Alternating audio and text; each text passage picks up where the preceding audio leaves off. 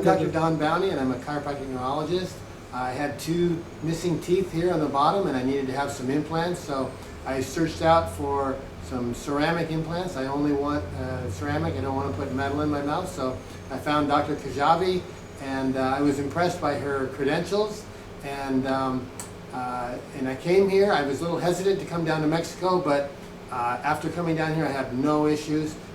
She's very professional, very nice, and her credentials are great.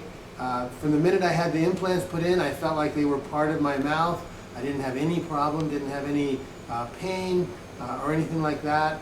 And over the few months that they took to cement in there, it felt great. I didn't have any problems. And then today I got the crowns on. I have 2 new teeth, and they felt absolutely great. I have no problem recommending her for anybody, and I think you should try her.